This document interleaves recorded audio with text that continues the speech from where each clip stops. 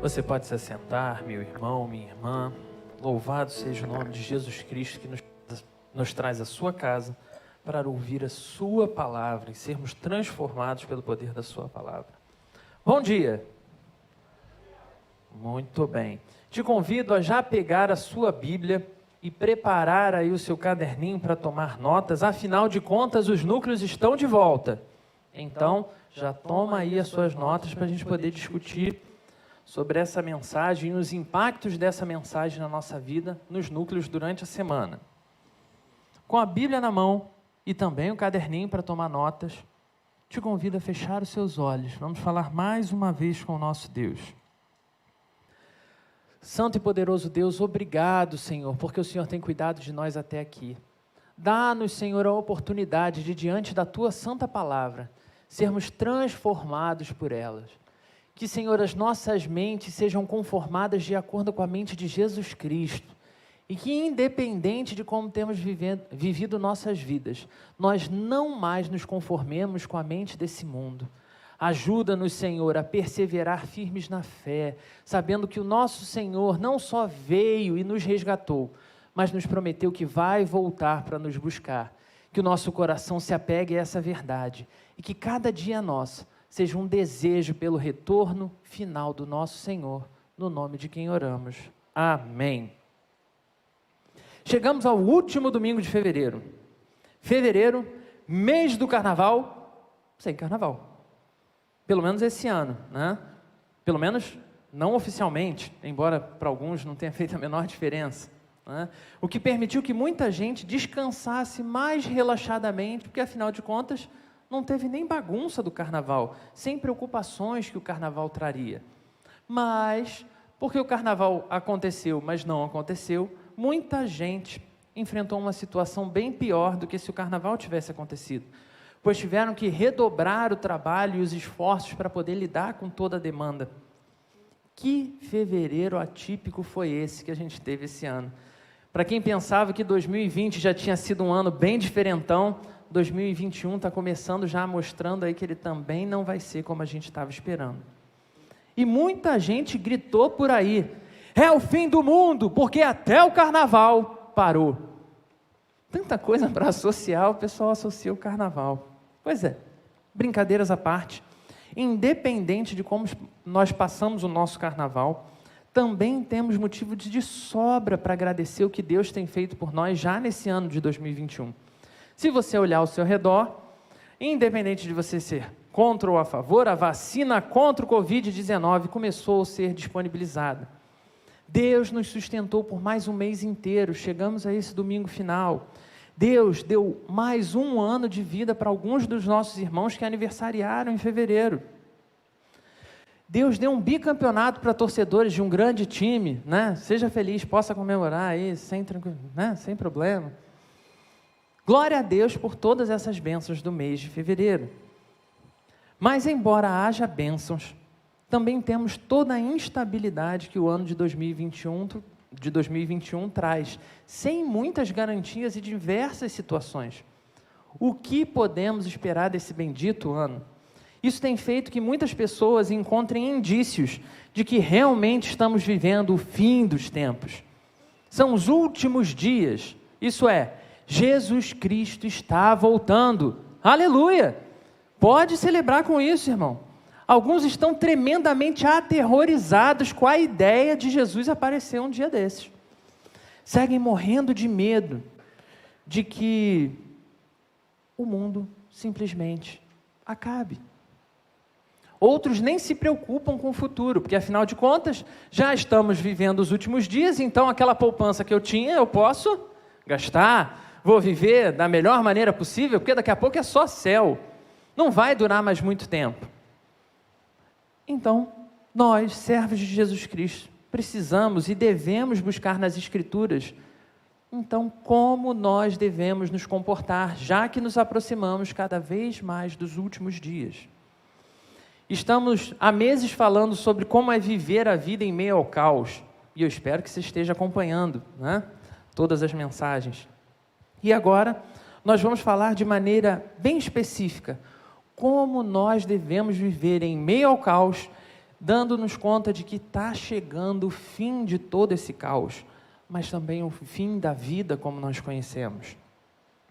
Pensando sobre essas coisas, conduzido pelo Santo Espírito de Deus, Paulo escreve uma carta para os nossos irmãos tessalonicenses. Já pode abrir a sua Bíblia aí em Tessalonicenses, apresentando-lhes exatamente como devemos nos comportar nos últimos dias. Vamos então para a palavra de Deus? Bíblia aberta, abra sua Bíblia, primeira carta de Paulo aos Tessalonicenses, capítulo 5. Eu vou fazer a leitura do versículo 1 ao versículo 10. E eu peço que você mantenha a sua Bíblia aberta ao longo de toda a exposição. Tessalonicenses, primeira carta de Paulo aos Tessalonicenses, capítulo 5, versículo 1 ao 10.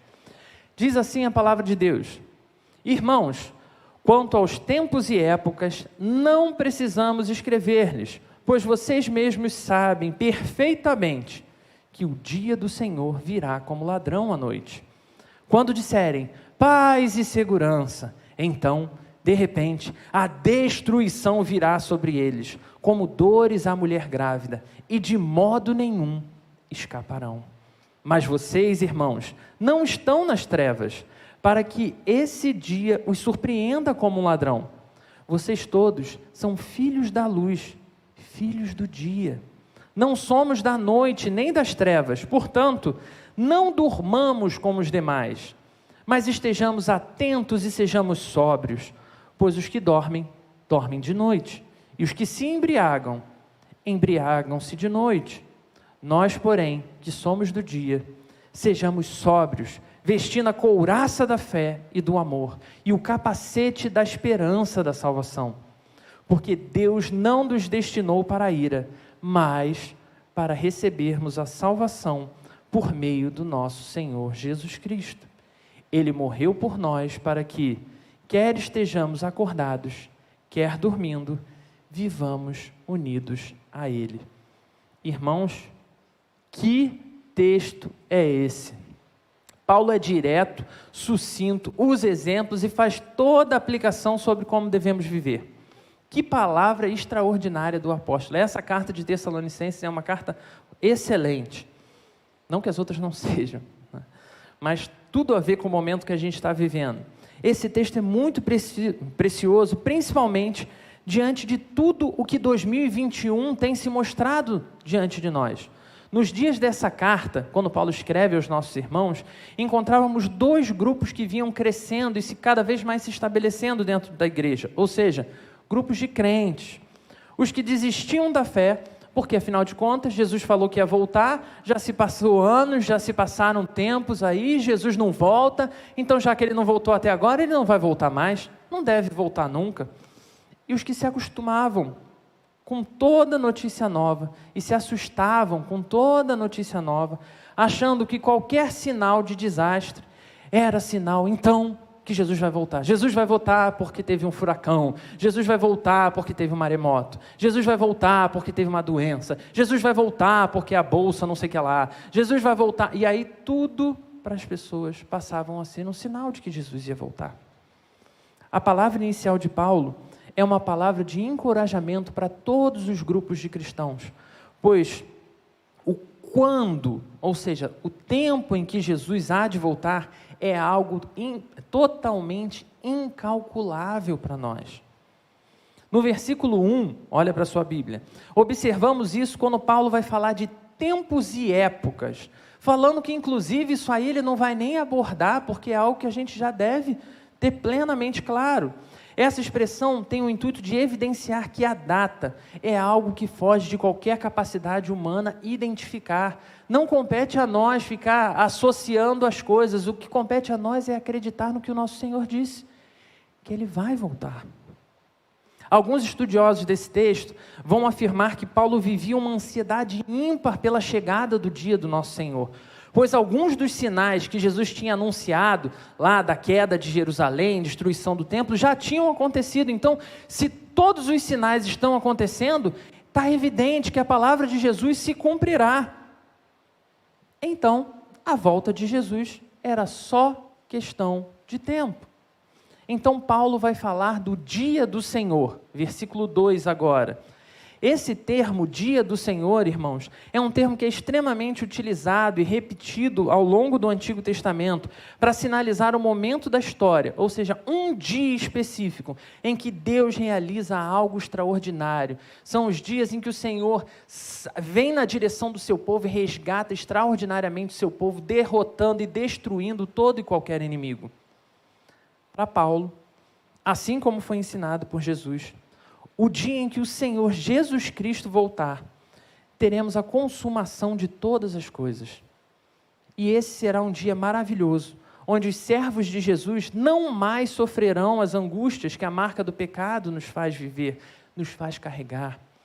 Mas vamos bem devagar, para a gente poder pegar e aproveitar cada detalhe desse texto. Embora seja maravilhoso refletir sobre como será esse dia do nosso Senhor, ainda existem preciosos detalhes nessa carta sobre como é esse dia e como nós devemos então aguardar por esse dia. Acima de cada detalhe do quando Jesus virá, Paulo vai atentar e chamar a atenção dos nossos irmãos em Tessalonicenses e a nossa atenção hoje de como Jesus virá. Ele virá como? Está no versículo 2. Um ladrão, ou seja, ele surpreenderá quando chegar. Se nós soubéssemos, e aqui eu quero que você pense bem, você está andando na rua, e aí você olha para uma pessoa, vê que ela está armada, tem cara de ladrão, vestido com ladrão, está vindo na sua direção, com cara de ladrão, ele vai te roubar, o que você faz? Ah, doutor ladrão, fique à vontade, a casa é sua. Não, se a gente soubesse que ia encontrar um ladrão, a gente nem sair de casa não saía. Se a gente sabe quando vai acontecer as coisas, a gente resolve o que tem que resolver. Seria fácil evitar.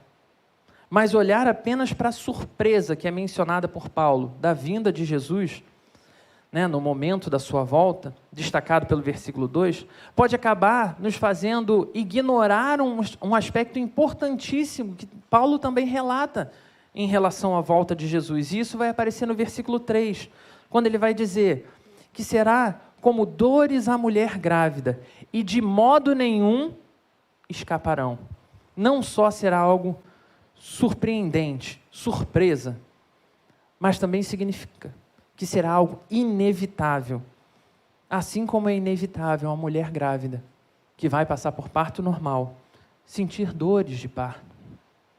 Temos um casal muito amigo nosso, que ao compartilhar o relato de parto, de um parto normal conosco, a nossa irmã disse exatamente assim: o parto é um momento maravilhoso e mágico. Não estou reclamando, ou seja, você já sabe que vem bomba aí, né? Não estou reclamando. Mas chegou um momento em que eu comecei a gritar: não quero mais! Vamos fazer a cesárea, esquece esse negócio de parto normal. Eu desisto. Ela teve a gravidez toda tranquila, graças a Deus, e até aquele momento, eles mesmos dizem que não tinham nada do que reclamar. Mas não teve como escapar das dores do momento mágico e maravilhoso, mas carregado de sofrimento, que foi o parto. Assim será o dia do nosso Senhor. Ninguém, em nenhuma condição, poderá escapar. Ele vai voltar. E esse dia, irmãos, cada vez mais se aproxima. Pode cantar aquela música do Alceu Valença, né? Tu vens, eu já escuto os seus sinais. E aí quando a gente canta é extraordinário, porque a gente vê que não só a natureza, como Paulo diz em Romanos, quando ele fala que a natureza está ansiosa pela revelação dos filhos de Deus, para que tudo isso acabe e chegue o dia do nosso Senhor, como até mesmo pessoas que não têm compromisso com o nosso Senhor, anseiam pelo fim de toda angústia e sofrimento em que a gente vive. Jesus Cristo está voltando. Ele disse que voltaria e Ele vai voltar. Mas, logo depois de injetar ânimo e encorajamento quanto à volta do nosso Senhor, apresentando os detalhes que a gente mencionou, né? Primeiro, quando será, o que Paulo diz sobre quando será? Que será incontrolável. E como será? Que será surpreendente e inevitável. Paulo segue explicando então a pergunta que eu fiz no início da nossa conversa essa manhã. Como devemos nos comportar até a chegada desse dia? Paulo então vai começar a descrever a necessidade daqueles que servem a Jesus de estarem atentos, ou seja, de vigiarem. Essa necessidade de vigiar se apresenta pela diferenciação daqueles que são filhos do dia ou da luz e aqueles que são filhos das trevas e da noite. É consenso entre os estudiosos desse texto que noite e trevas, nesse contexto, apresentam um sentido figurado, tá, irmãos? Nos remetendo à escuridão moral do incrédulo, de maneira que estarão completamente alheios ao retorno de Jesus, completamente alheios de tudo que significa uma vida com o nosso Senhor. Já dia e filhos da luz são as palavras usadas para definir aqueles que servem ao Senhor e anseiam em prontidão pelo seu retorno. O crente, o cristão, o servo de Jesus Cristo precisa estar pronto pela grande restauração que acontecerá no dia do nosso Senhor. Precisamos ansiar com todas as nossas forças, porque esse dia está chegando. Paulo ainda acrescenta a diferença entre os acordados e sóbrios aos que dormem e vivem embriagados. Os anseios desse mundo seriam responsáveis por entorpecer a mente de homens e mulheres, de maneira que os seus anseios não são anseios pelo que o Senhor nos promete na vida aqui e na vida futura, mas seriam anseios limitados ao que pode se ver. E os desejos do seu coração tomariam completamente a sua mente. Pensar que Jesus Cristo estava voltando não mais aquecia o coração de muitos homens e mulheres. E isso fazia com que eles vivessem completamente embriagados pelo que o mundo tinha a oferecer. Só que precisamos pensar, irmãos, que quando a gente olha para fora da igreja, fica bem mais fácil a gente enxergar essa distinção entre aqueles que são conduzidos por Jesus e aqueles que não são. Aqueles que anseiam pela volta de Jesus e aqueles que anseiam por bênçãos apenas ou trocas em relação ao que Jesus tem a oferecer. Mas quando olhamos para dentro da igreja, podemos ver que algo bem similar acontece quando nossas mentes estão completamente dominadas por outras questões alheias à palavra de Deus. Como acontece quando vivemos nossas vidas, como se Jesus fosse apenas parte de tudo que nós acreditamos, como se fosse mais uma coisa que nós precisamos para viver. Você precisa de um emprego, você precisa de dinheiro, você precisa de Jesus e Ele está lá, como todas essas outras coisas que você precisa. De maneira que ao longo da nossa semana, qualquer outra coisa se torna tão importante que Jesus é abandonado ou mesmo esquecido. Também podemos estabelecer um paralelo ao olhar para esse texto entre os que dormem e os que estão espiritualmente mortos, de maneira que as motivações celestiais de uma vida eterna não promovem qualquer movimento no corpo de quem está espiritualmente morto. A vida que vem de Jesus Cristo, isso é extremamente importante, irmãos. A gente manter essa ideia viva no nosso coração, mas manter a consciência de que isso faz parte de quem nós somos. A vida que vem de Cristo e pode nos mover em vida, nos tirando de depressão, nos tirando de situações de aperto, nos fazendo perseverar, ansiando pelo retorno do nosso Senhor. É a mesma vida que pode restaurar e reviver até mesmo um corpo morto para viver de novo. Vida e morte são do domínio do nosso Senhor Jesus Cristo. Somos então desafiados no versículo 8 agora, a nos preparar com todas as armas que nos foram oferecidas pelo nosso Senhor. Isso é, fé, amor e esperança. E Paulo adora usar as figuras militares para isso, né? Para mostrar o quanto, de fato, precisamos estar prontos. Pois precisamos de reforço para aguentar em vigília, irmãos. Uma espera que pode durar 1 hora. E se durar 1 hora, você vai estar pronto para o retorno de Jesus? Claro que sim, Felipe. Hoje é domingo, vim até na igreja, né? Então vou estar pronto. Mas e se durar toda a sua vida? Se lá, um pouco antes do seu último suspiro, for o momento que o Senhor retornar, você vai estar igualmente preparado, ansioso, aguardando o seu retorno? E é somente com as armas vindas do nosso próprio Senhor que nós seremos capazes de aguardar fielmente. O sono a embriaguez podem nos alcançar se não estivermos devidamente protegidos, porque o nosso coração se apressa a se agarrar a essas coisas.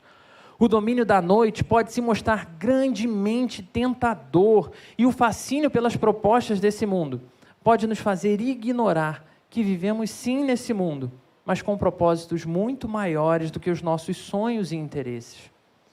Chegamos então aos versículos finais, versículo 9 e 10, que diz exatamente: porque Deus não nos destinou para a ira, mas para recebermos a salvação por meio de nosso Senhor Jesus Cristo. Ele morreu por nós, para que, quer estejamos acordados, quer dormindo, vivamos unidos a Ele. Após nos encorajar a esperar e nos distinguir em grupos, dos que serão salvos e os que não serão, Paulo encerra nos lembrando que não fomos criados por Deus para sermos destruídos, mas para sermos resgatados em Cristo Jesus. De maneira que nós que estamos aqui precisamos de Jesus Cristo para sermos salvos, tanto quanto aqueles que dormem por estarem embriagados pelo domínio desse mundo, vivendo como mortos espirituais. Todos aqueles, quanto foram resgatados por Jesus, desfrutarão de todas as bonanças do seu reino eterno, seja em vida, enquanto aguardamos o nosso Senhor voltar, seja em morte, se formos convocados para Ele para voltar para casa. Texto explicado. Quero te convidar a refletir sobre o tema: viva ou morra, estaremos juntos. Tem uma expressão ainda muito usada nas redes sociais, embora já não esteja tão no auge assim, que é o TMJ. Você sabe o que significa TMJ? Não? Não sabe? O que significa? Tamo junto. Famosíssimo tamo junto. E é mais uma daquelas expressões que pode ser usado para quase qualquer situação. Qualquer coisa você pode responder: não, tamo junto. Porque, embora possa ser amplamente usado, não significa praticamente nada. Eu estou com um problema. Ah, meu irmão, fica assim não, tamo junto. Quero ver o jogo do Flamengo. Tamo junto. Quero desistir de tudo, estou pensando em desistir da vida. Ah, tamo junto. Tamo junto cabe em quase qualquer conversa, sem que isso represente nenhuma responsabilidade para quem diz, nem com quem compartilha a situação. E aqui eu quero te convidar a olhar para uma famosíssima história, que mesmo que você não tenha lido ou assistido em filme, você já ouviu falar. Uma história de um cidadão chamado Shakespeare, chamado, até um doce que nós temos na nossa cultura, que é a história de Romeu e Julieta, onde vemos o casal que, apesar das desavenças familiares, resolve, com mentiras e uma série de situações ali, tentando desviar a atenção da família para conseguir o que eles de fato querem, que é poder viver juntos. Eles se amam mais do que as desavenças de suas famílias. Eles se amam mais do que as barreiras sociais podiam simbolizar alguma coisa. Eles se amam tanto que seriam capazes de tudo para viverem um ao lado do outro. Então, é traçado um plano para que eles possam ficar juntos. Julieta e um padre desenvolvem tudo como vai ser para que todos possam ser enganados e, no final das contas, eles vivam sem perturbação da família. Ela só precisa tomar um remédio que vai fazer parecer que ela está morta. Para isso, todo mundo precisa acreditar que Julieta morreu. E ela envia uma carta para avisar Romeu que, eu vou estar morta, mas não morri. Porém, a carta que foi enviada explicando o plano é extraviada, se perde. Devido a um acidente e à perda da carta, a história tem um final extremamente trágico. Romeu acredita que Julieta está morta, assim como seus parentes, e compra um veneno para se matar porque ele precisava estar com ela, ainda que fosse em morte. Ele então se mata por amor a ela. Então, Julieta desperta do sono e contempla o seu amor morto ao seu lado. prontamente o que ela faz? Resolve verdadeiramente se matar também. Provavelmente você já ouviu essa história de amor. Trágica história de amor. Um amor tão intenso que cegou os jovens para tudo mais que as suas vidas representavam. Um amor tão intenso que os fez desistir de tudo mais que a vida podia lhes oferecer. Porque eles precisavam estar um junto do outro. Um amor tão intenso que os levou à morte.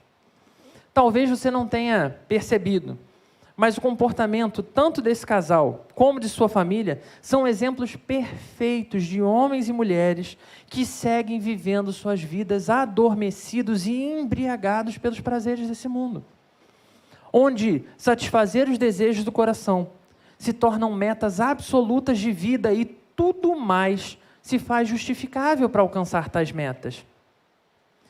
Eles precisavam ter lido essa carta de Paulo, pois se tivessem lido e fosse da vontade de Deus iluminar as suas mentes e corações, eles entenderiam nas sábias palavras do apóstolo que Deus tinha muito mais a lhes oferecer do que meras juras de amor.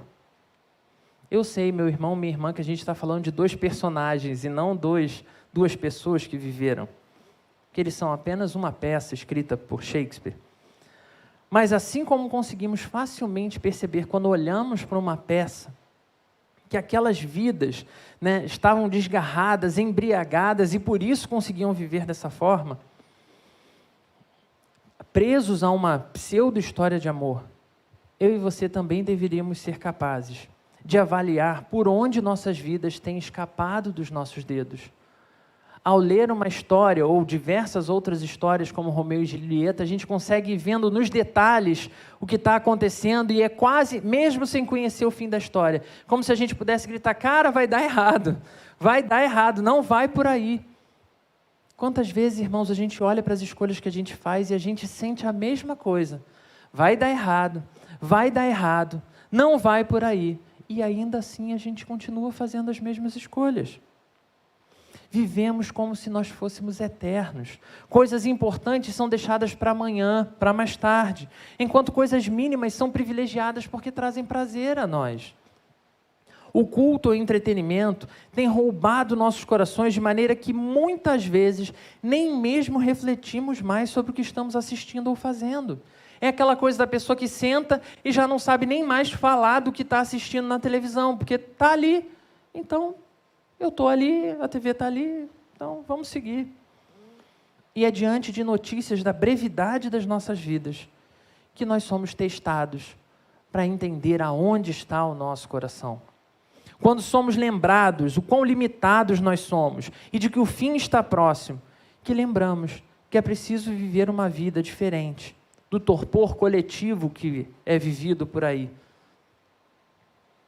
Talvez, olhando para essa história, você se perceba bem diferente do Romeu ou da Julieta. Mas como você se classificaria quando prefere brigar com as pessoas que ama só para poder assistir sem interrupção um jogo? Só para poder assistir um filme que você pode assistir em um outro horário, ou um programa que é completamente irrelevante para a sua vida?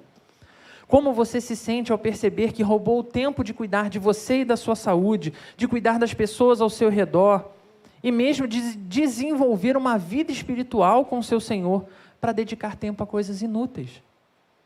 Apenas porque você acredita que você merece tempo para você. Só porque você já trabalhou tanto. Então, como no tempo livre que eu tenho, eu vou me dedicar a essas coisas? Irmãos, como servos de Jesus Cristo, conscientes de que o nosso Senhor vai voltar, e cientes disso, mantendo viva essa ideia na nossa cabeça, precisamos refletir sobre como temos vivido cada dia das nossas vidas. John Piper, sim, ele de novo, no livro Coronavírus e Cristo, vai expor parte do seu testemunho de vida, e ele vai falar sobre a época da vida dele que ele descobriu que estava com câncer. Ele conta que diante de várias palavras de apoio e suporte de médicos, amigos, familiares, bem-intencionados, lhe faltavam forças para seguir em frente. Ele não duvidava de quem Jesus era. mas ele se sentia cada vez mais fraco diante da doença.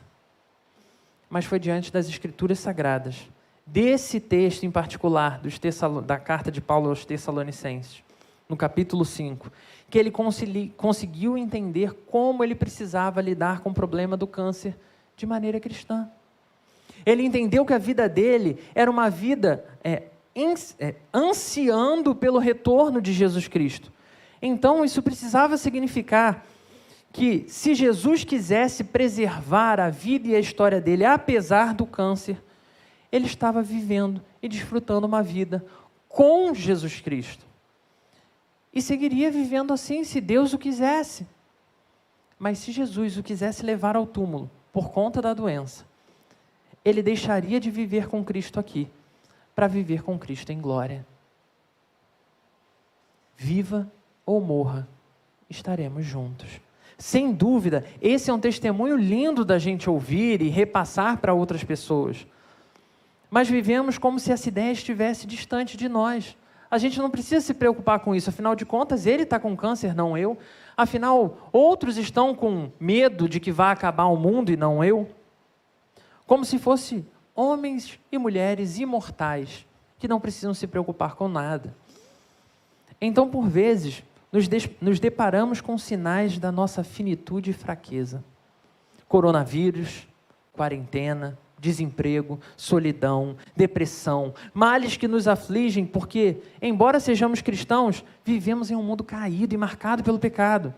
Mas diante desses indicativos da nossa limitação e finitude, precisamos lembrar das palavras de Paulo e nos armar com a fé, o amor e a esperança. Precisamos nos lembrar que Jesus Cristo está conosco em toda e qualquer situação. Ele caminha conosco cada dia, cada momento, em cada luta. Estamos e vivemos com Ele cada momento, cada suspiro, nos bons e maus momentos. O que Romeu e Julieta sonhavam viver um com o outro é o que eu e você temos ou deveríamos ter com Jesus Cristo. Mas toda a nossa admiração na fictícia e trágica história romântica muitas vezes é ignorado quando paramos para pensar a nossa situação, a nossa relação de amor eterno com Jesus Cristo. Queremos tanto algo que eles tiveram, essa paixão avassaladora capaz de levar à morte, que menosprezamos algo que nem merecíamos e recebemos. Jesus Cristo, nosso Senhor e Deus, sabendo quão corrupto eu e você éramos, o quão limitado nós éramos, Ele vem ao encontro do nosso coração. Ele se fez homem, limitado como eu e você, para pagar na cruz o preço da nossa liberdade. Foi através do derramamento do sangue, do esvaziamento da vida do nosso Senhor, que nós recebemos a vida. Através da morte de Jesus, nós fomos libertos da escravidão da vida embriagada e dominada pelos anseios desse mundo. Mas graças a Deus, irmãos, o nosso Senhor não permaneceu morto. Diz as Escrituras que Jesus Cristo ressuscitou, e através desse ato, todos nós, homens e mulheres, que fomos resgatados das nossas prisões, também somos ressuscitados e capacitados a sermos chamados filhos da luz. Uma vez, irmãos, filhos da luz, cremos que ainda que nossas mentes se prendam momentaneamente a outras coisas e por ora adormeçamos, encontramos em Jesus Cristo a força para mais uma vez nos desprender de toda e qualquer cadeia e recomeçar. Que não sejam mais necessários grandes sinais para nos acordar, que não sejam necessárias grandes dores, perdas e sofrimento para nos lembrarmos que querem vida, querem morte, somos de Jesus Cristo e Ele não nos abandona. Que Jesus Cristo e a sua vinda sejam motivação última da minha e da sua vida. Se tem algo que é certo, irmãos, é que os males de 2021 não são os primeiros males enfrentados pela humanidade. E se Deus assim nos permitir, tudo de pior que esse ano tem a nos oferecer daqui para frente, não serão os últimos males que enfrentaremos. Mas em todo e qualquer desafio, Jesus Cristo continuará sustentando a sua igreja até o dia do seu retorno glorioso. Se você ainda vive, meu irmão, minha irmã, refém dos temores que o mundo oferece, e quando um profeta daqui diz que está acabando, um profeta de lá diz que está acabando, o desespero invade a sua mente. Jesus Cristo te oferece paz que excede todo entendimento e te chama a se posicionar entendendo que está chegando sim. Desde o dia que ele foi assunto aos céus, ele disse: eu vou voltar, estejam preparados.